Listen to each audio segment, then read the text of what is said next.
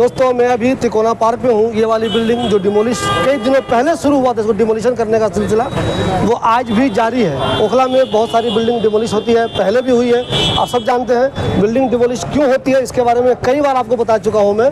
कई वजह होती है, एक तो वो इलीगल कंस्ट्रक्शन होता है इसलिए डिमोलिश होती है, लेकिन आमतौर पर ओखला में जो बिल्डरों की बिल्डिंग डिमोलिश होती है उसके पीछे सिर्फ और सिर्फ एक वजह होती है, वो होती है ब्लैकमेलर। ब्लैकमेलर उनको ब्लैकमेल करते हैं। अगर बिल्डर उनको पैसे देने में कामयाब नहीं हुआ या उसने उतने पैसे नहीं दिए जितना वो चाहता है, तो वो लोग किसी न किसी सोसाइटी की तरफ से या किसी एनजीओ की तरफ से हाई कोर्ट में शिकायत कर देते हैं। हाई कोर्ट उनकी शिकायत सुनता है, उसके बाद ऐसी ऑर्डर आती है कि बिल्डिंग को डिमोलिश कर दिया जाए। इसी शिकायत के बाद यहाँ भी किसी न किसी ने शिकायत की है और ये बिल्डिंग पूरी तरह से तहस नहस कर दी गई। आमतौर पे जब भी ओखला में किसी बिल्डिंग का डिमोलिशन होता है तो छत पंक्चर कर दिए जाते हैं और दीवारें तोड़ दी जाती है। पहले भी आपने देखा होगा बहुत सारी बिल्डिंग यहाँ पंक्चर हुई है और दीवारें तोड़ी गई है। उसके कुछ दिनों के बाद, महीने, 2 महीने, 6 महीने के बाद वो बिल्डिंग कंप्लीट हो जाती है। ठीक उसके बगल में जो बिल्डिंग कंप्लीट हुई है उसको भी पंक्चर किया गया था, उसको भी तोड़ा गया था, लेकिन आज वो बिल्डिंग कंप्लीट है। लेकिन आज ये वाली बिल्डिंग पिछले 1 हफ्ते से इसमें डिमोलिशन की कार्रवाई चल रही है। पता नहीं क्यों इतनी खतरनाक कार्रवाई इसमें क्यों हो रही है। ताज्जुब की बात यह है कि जो भी बिल्डर है, जो लोग इसको बना रहे हैं, वो अब तक सामने आकर ये नहीं बोल रहे हैं कि मेरी बिल्डिंग है, मैं ही इसे बना रहा था और किसने उनकी शिकायत की है। कोई भी बिल्डर, हमेशा बिल्डर ये बात तो कहते हैं कि फलां ने मेरी शिकायत कर दी। वो कैमरे के पीछे में कहते हैं, कभी कैमरे के सामने नहीं कहते। फलां ने शिकायत कर दी, किसी ने झूठी शिकायत कर दी, कुछ लोगों ने एक नकली डुप्लीकेट एनजीओ बनाया हुआ है, उसके जरिए वो PIL दाखिल करते हैं कोर्ट में। कोर्ट का ये ऑर्डर होता है और बिल्डिंग टूट जाती है। जितनी भी कार्रवाई होती है इसी तरह होती है। लेकिन जब भी आप बिल्डर से पूछिए कि आप उस ब्लैकमेलर का नाम क्यों नहीं बता रहे हैं, वो जो एनजीओ है जिसने आपकी शिकायत की है उसका नाम क्यों नहीं बता रहे हैं, तो कोई भी बिल्डर ये बात बोलने के लिए सामने कैमरे के नहीं आता। कितना अच्छा खासा नुकसान हो गया। गौर कीजिए आप, करोड़ों रुपए की ये बिल्डिंग है, इसके सामने के पूरे हिस्से को तोड़ दिया गया है, इसके दीवारों को भी तोड़ा गया है। और सबसे अफसोस की बात यह है कि पहला ऐसी बिल्डिंग है जिसके बारे में कहा जा रहा है कि हो सकते हैं इसके पिलर भी तोड़ दिए जाएं, यानी कि हो सकता है बिल्कुल डाउन टू अर्थ इसे नेस्तनाबूद करके ज़मीन पे कर दिया जाए। पहली बार ऐसा हुआ ओखले में कि डिमोलिशन के दौरान, मैं आपको दिखा दूँ, इधर दिखाइए, फायर ब्रिगेड की गाड़ियाँ भी आई हुई हैं। फायर ब्रिगेड की गाड़ी आमतौर पे डिमोलिशन के मौके पे कभी नहीं रहती है।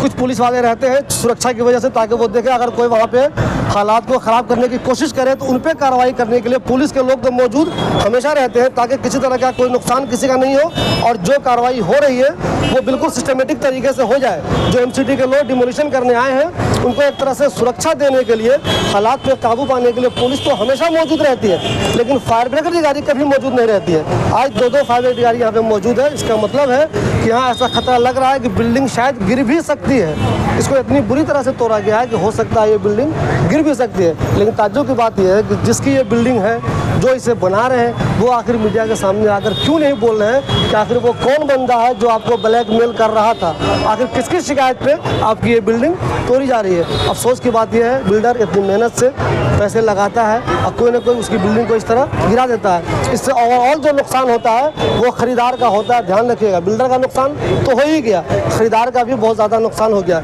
मान लीजिए किसी ने इसमें एक फ्लैट 1 करोड़ का ले लिया था, हो सकता है मैं एग्जैक्ट नहीं बोल रहा हूँ कीमत फ्लैट की क्या रही होगी, मिसाल दे रहा हूँ मैं आपको। मान लीजिए किसी ने 1 करोड़ का फ्लैट ले लिया होगा, अब ये बिल्डिंग डिमोलिश हो गई। वो बंदा कहेगा बिल्डर से कि मेरे पैसे वापस कीजिए।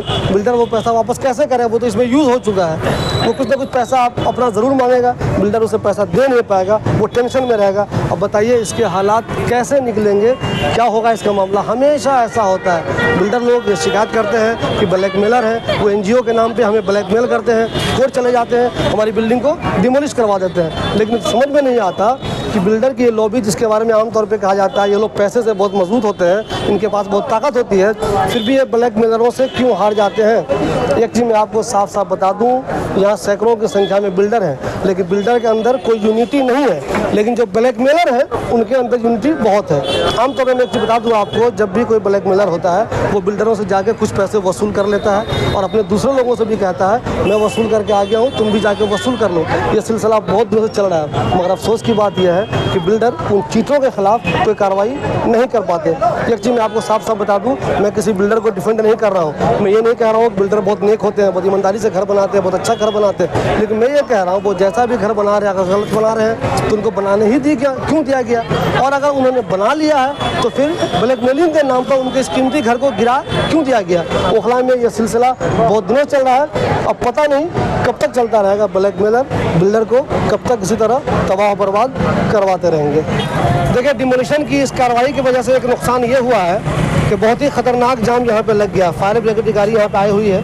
मैंने पहले ही बताया आपको, आमतौर पर जब भी डिमोलिशन होता है तो फायर ब्रिगेड वाले नहीं आते हैं। ये वाला रास्ता जो आप देख रहे हैं, ये वाला ओखला हेड की तरफ से आ रहे हैं ये लोग। ये जितने लोग आपको यहाँ दिख रहे हैं ये ओखला हेड की तरफ से आ रहे हैं। और ये वाला हिस्सा जो है यही वो तिकोना पार्क का इलाका है। यहाँ से जब आप लेफ्ट लेंगे तो वो बिल्डिंग टूट रही है। उसी बिल्डिंग को टूटने की वजह से जसवंत अपार्टमेंट आप सब लोग जानते हैं, ये वाला उस बिल्डिंग के टूटने से कहीं कोई नुकसान न किसी का हो जाए, बिल्डिंग कहीं गिर न जाए, इसके लिए एहतियात के तौर पर फायर ब्रिगेड की गाड़ी आई हुई है। और फायर ब्रिगेड की गाड़ी चूँकि ये रोड ही पे है तो इसकी वजह से यहाँ पे अच्छा खासा जाम लग गया पूरे में, देख लीजिए आप। अब इसको कैसे हटाया जाएगा, क्या होगा, कितने दिनों तक ये कार्रवाई चलेगी, ये तो वक्त ही बताएगा। फिलहाल पहली बार हम देख रहे हैं कि ओखला में एक तो किसी बिल्डिंग के साथ इतनी सख्त कार्रवाई हो रही है और दूसरे उस बिल्डिंग के गिरने का खतरा बना हुआ है। इसी वजह से यहाँ पे फायर ब्रिगेड की गाड़ी भी आई हुई है, किसी तरह की कोई अनहोनी हो तो उसे रोका जा सके। इलाके के लोग बता रहे हैं कि 2 घंटे से इस इलाके में लाइट भी नहीं है, लाइट भी काट दी गई है।